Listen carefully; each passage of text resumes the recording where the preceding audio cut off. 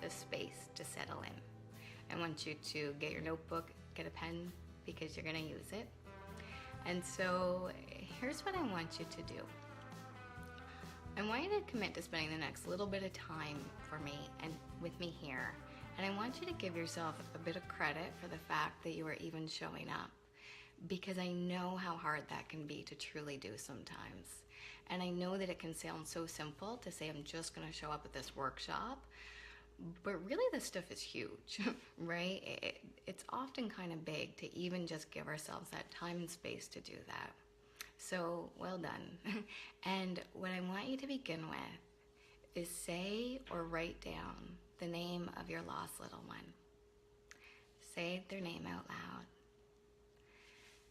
The second thing that I want you to do is I want you to write down the names of everyone else who is still here, who still needs you here, who is still relying on you, depending on you, who are still circling around you right now. I want you to write down who are the people who matter to you and why. Write down their names. And I want you to write down their names because I want you to get really clear on why it is that you are working your way out of the darkness. What are your reasons for needing to survive this? Who is it that's depending on you in your life? What is it that drove you to even show up into this space today or to watch this replay? Write down your reasons. Why are you here? Why are you doing this work? What is that part of you that is calling for you to show up, stand up, and start to allow yourself to return to life again after loss? Because I know that that is not easy to do. So the fact that you're even here watching this is telling me that you're letting yourself tune in to that really, really important part of you that is calling you to rise. So what I'm going to share with you today is 5 intentions that I want you to consider. And so, of course, not all of these things are going to fit for absolutely everybody, but this is really just my offering of what I believe is some of the best tools and intentions that have really helped me to pull myself out of some of the worst parts of the darkness of this. And as we move from 2016 into 2017, I know that it is really hard to make that switch to allow ourselves to even become future focused. And as bereaved parents, I think there's this incredible, awful pull that moves us into this place of almost feeling like we need to opt out, that almost feeling like we have to really move on to the sidelines of the kind of typical stuff that other people seem to be doing in their daily life. And that makes perfect sense because there's so much of that that almost becomes really meaningless, right? When we're dealing with grief and loss, the idea of just trying to care about things that used to seem really important before, like problems with our boss or losing 5 pounds or whatever this is, the kind of typical New Year's resolution stuff that we hear, it's pretty meaningless for us these days, right? So what I want to encourage you to do is to consider these 5 intentions that are going to help you to reconnect with your 2017 and start to move out of the darkness and into the light and into where you need to be. So my first intention is choose to grow. Make the decision that you are going to turn and face towards the future, and that you're going to turn and face the idea of letting yourself get stronger and learn and grow, whatever it is that looks like for you through this experience. I am absolutely convinced of the idea that grief is going to change us. It is. Who we were changed the moment that we became bereaved mothers. I believe that that is universal. We are not the same person anymore. Something is different.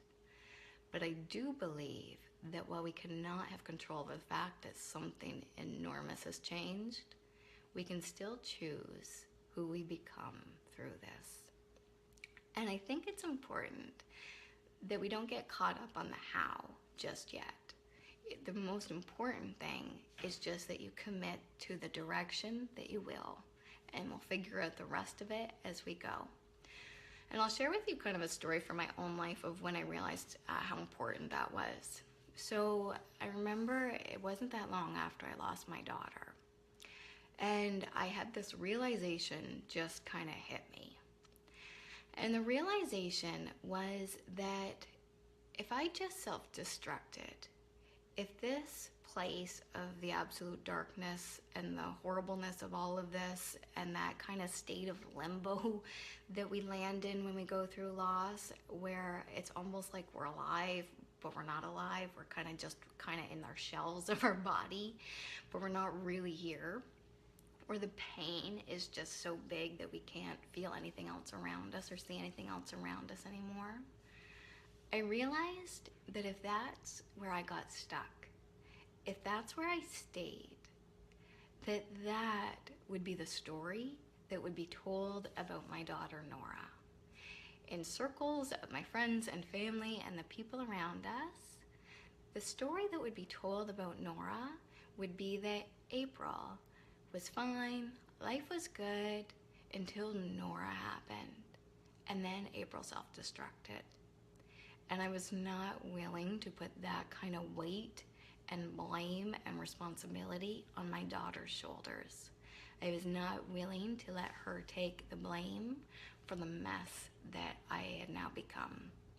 And so I realized that I needed to find a way to come out the other side of this as somebody that she would be proud of, and that I would get through this because I needed to change her life story from a tragedy into a love story. And even though I will fully admit I didn't have a clue how I was going to pull that off yet, I really didn't. Even though I worked for as a therapist for almost a decade, I still did not feel like I had an actual clue how I was going to pull that off yet, because as you well know, the depths and the weight of that pain is so big. It's hard to see almost anything else. But what I'm going to offer you is that all you have to see is the next step. You need just enough light in the darkness to put your eye on where your foot needs to step next. And I would argue that places just owning the intention that I'm going to get through this, and I'm going to commit to coming out the other side of this as somebody stronger, even if I don't know how I'm going to do that yet, because you'll figure out the rest, and we will figure out the rest as you go. And I believe that our lost little ones would want us to be happy again. I fully believe in every cell of my body, in the same way that I would want my daughter to experience joy again, laughter again, to feel good, that she would want the exact same thing for me, because that is love. And so potentially the most loving thing that I can do for this child that I cannot parent in any of the ways that I want to is I can create a life for myself that is worth living again. And that's one of the ways that I think we can choose to honor our lost little ones.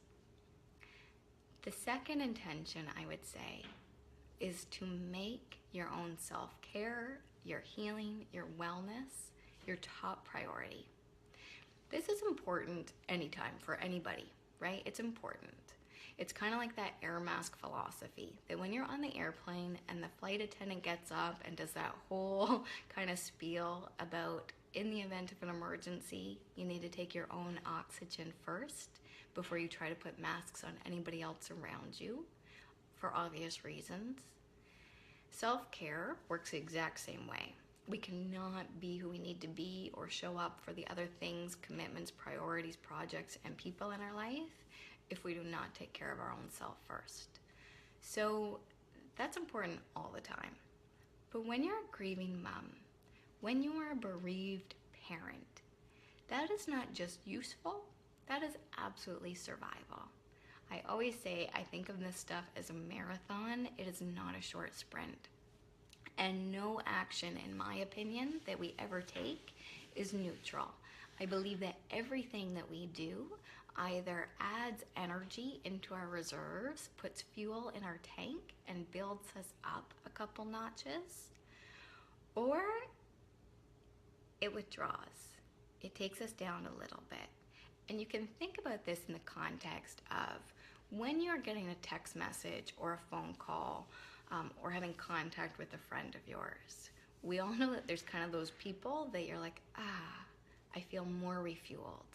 I feel more nourished having talked to that person. And then there's people that we kind of like cringe when we see their name on our screen because they're going to drop us down a peg. Whether they mean to, don't mean to, whatever that is, talking to them, interacting with them is going to deplete us. Good chance, right? Maybe not always, but there's a good chance that they're going to deplete us. They're going to knock us down a peg. And so I think that's true of every other action we can take. So this is one of the reasons why I talk a lot about the idea of getting physical activity, working out, bringing in movement into your life. Is not because it's not because I'm a fitness expert, because I'm not. So it's just because I know that grief is a physical experience. It is mentally, physically, emotionally, spiritually exhausting and is a full body experience. So let's own that fact and embrace it. And I talk about this all the time, but there was times for me where I truly did not feel like I even had words to fully be able to express what was going on for me. That was kind of just the way my system worked. And so there was times when I needed to go for a run just to get some of the rage moving out of my system, or I needed to go through yoga just to process some of the grief and the depths of the sadness through my whole body in a way that I didn't quite have, that language alone wasn't fully able to do for me. So think about what is one or two specific ways that you can make your own self-care truly a top priority for yourself as you move into 2017. What will you commit to doing? Because it's going to increase your energy, because it's going to restore some of your healing, because it's going to add something positive that is so, so necessary and so important. And I would say that there's also that point of investing in your wellness and your healing.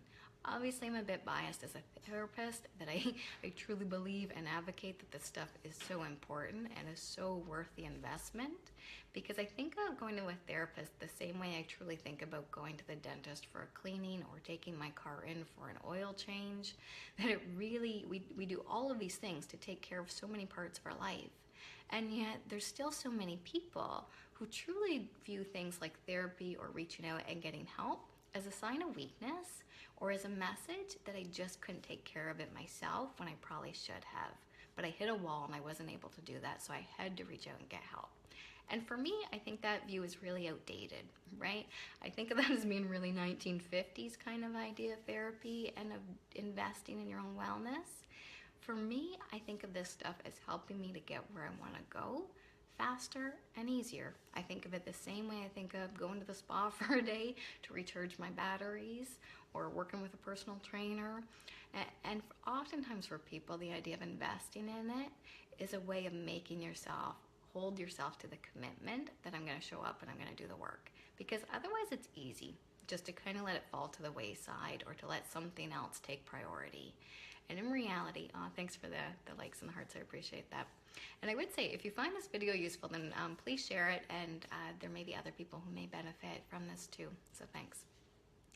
And so schedule it. I'm a big fan of, obviously, of the Danielle Laporte planner, because that really is a conscious, intentional way of putting your own personal needs on your agenda. So the third intention that I want you to think about is, what will you let go of?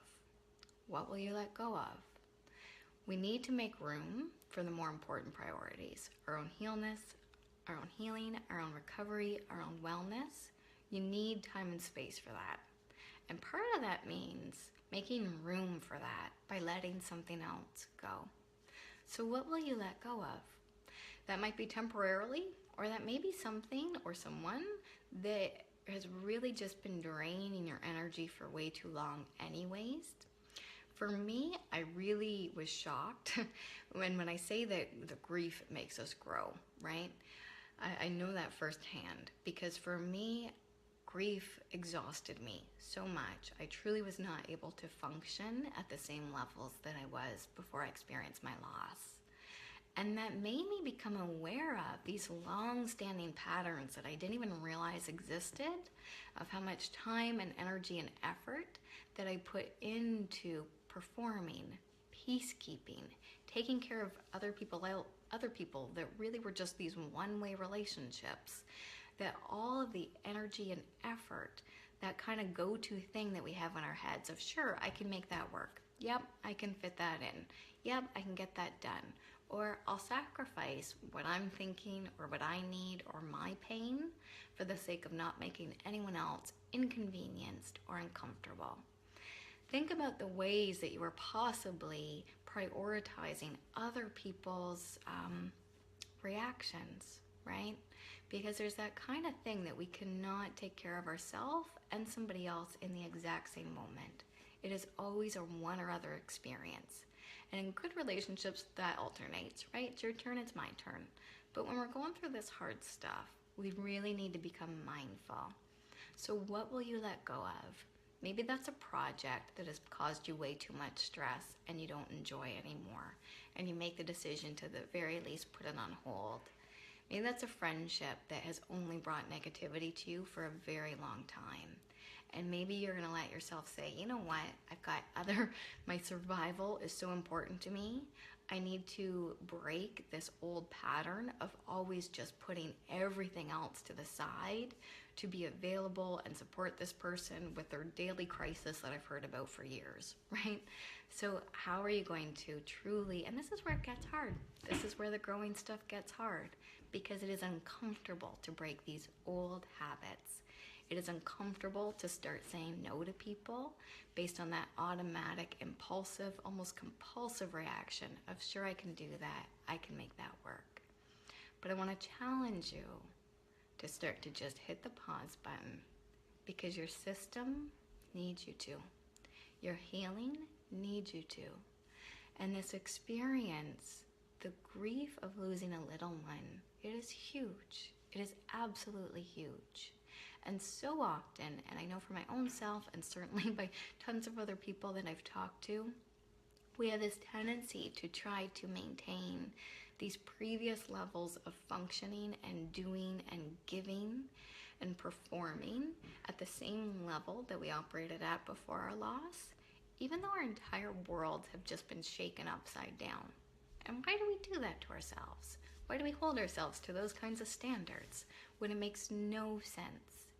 You have full right to take care of your own healing, and that matters. And the reality is, no one else is going to do that for you. As much as people love you, care about you, want the best for you, you are the guardian of your own needs and of your own wellness and of your role as being your little one's mother.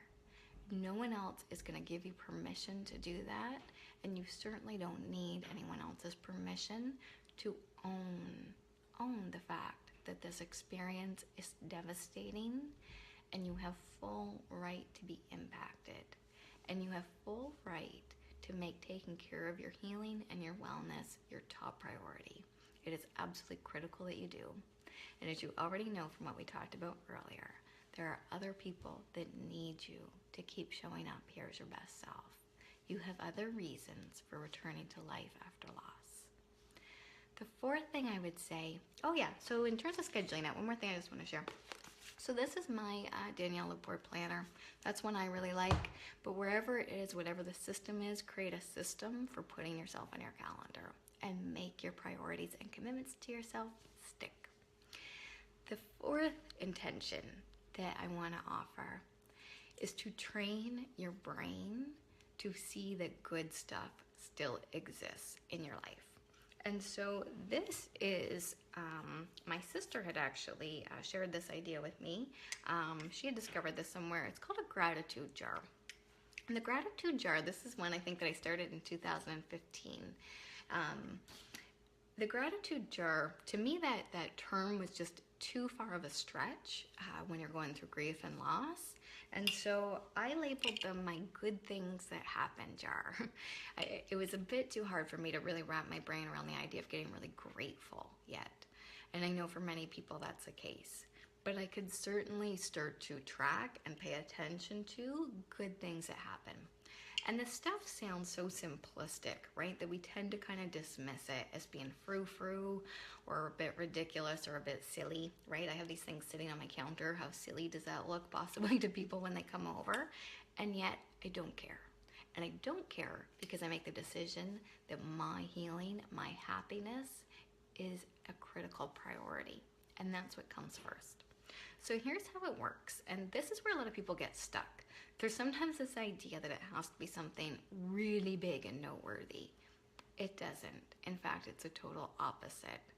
What we're doing is training your brain. I needed evidence. I needed physical, visible proof that there was good things to still be experienced and still being alive without my child. I needed evidence of that. And so this is what I committed to. Each day, I would write down something good that happened. Could be the smallest, most insignificant seeming thing, like I had a good cup of coffee, or I received a card in the mail from somebody letting me know that they care about me, or I had laughter again. Or it could be something big, right? I kind of got outside. I took up yoga. I did this, whatever this is for you. So write it down, put it somewhere you can see it. And the thing is that this actually does create some momentum. It works. It starts to train your brain to start to notice and look for and pay attention to reasons to live again, reasons to reconnect to the sensation of being alive again. And the more you do that, the easier it gets. So try it out. My last and fifth intention that I want to offer is to find places for the love to go.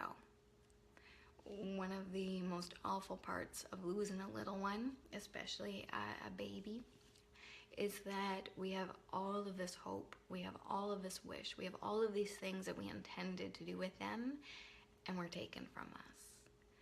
And all of that urge, every cell in our being, is still ready and poised, wanting and needing and urging to do that on all levels.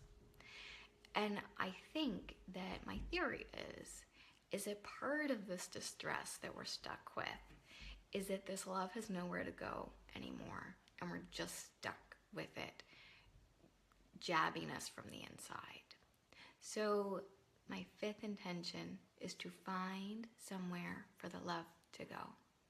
So I did a number of things, and these are just ideas, and I know that other people are doing incredible things too. So feel free to type and comment on maybe what things you found for your little one. But one of the things I did was I did a fundraiser, and I helped to support the building of a maternity home in a third world country. I sponsored a foster child.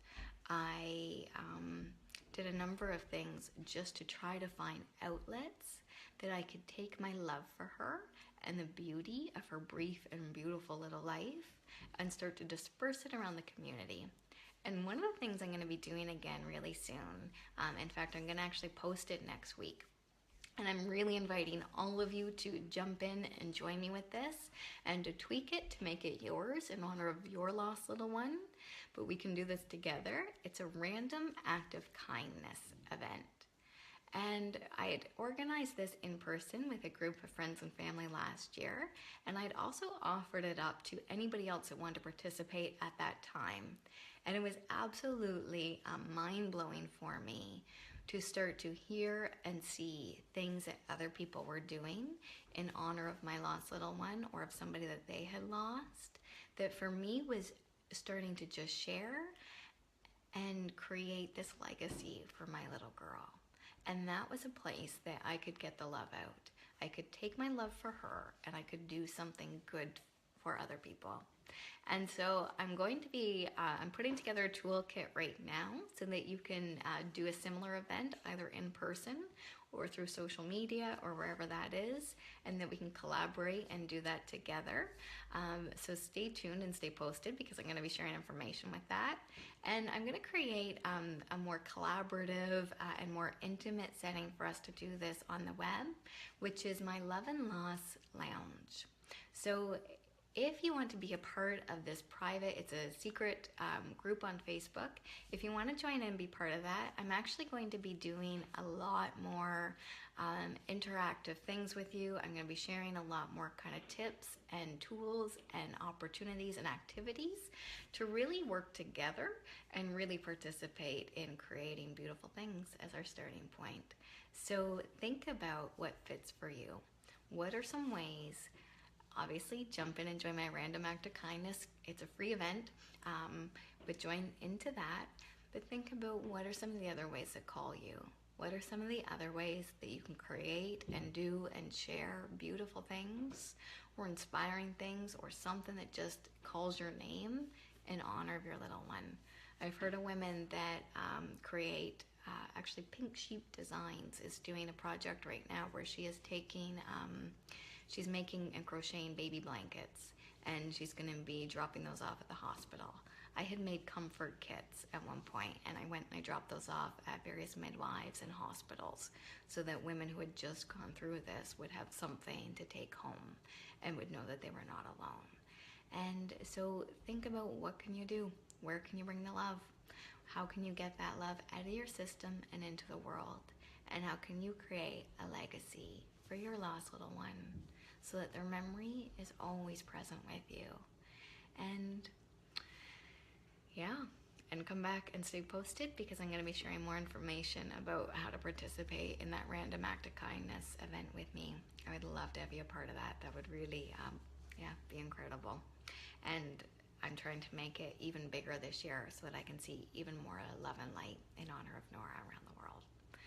So I want you to think about and let me know. So either email me if you want access to that group, or email me and just let me know which one of these 5 intentions are you really actually going to commit to, right? Because all of this is for nothing if you don't really put it into action. So at the very least, pick one thing that resonated most with you from today and put it into action. Do it for your little one. Do it for those other people around you who still need you and want you here. And do it for yourself, because you deserve it. And I know it's not easy to do, but I definitely know that you can create goodness again. And there's a whole new year waiting for you to start to do that, bit by bit. So thank you so much for engaging with me here. That really means the world to me. I'd love to hear your feedback on this, so feel free to email me and let me know. And I will see you next time, and stay posted for the Random Act of Kindness event. And please share this video. If you know someone else who may benefit from this, if you found this useful, then help me on my mission of getting this out to as many people as possible so that we can really break some of the isolation and some of the silence around baby loss, because we all know how hard that is. All right, thank you so much. I'll see you next time. Bye.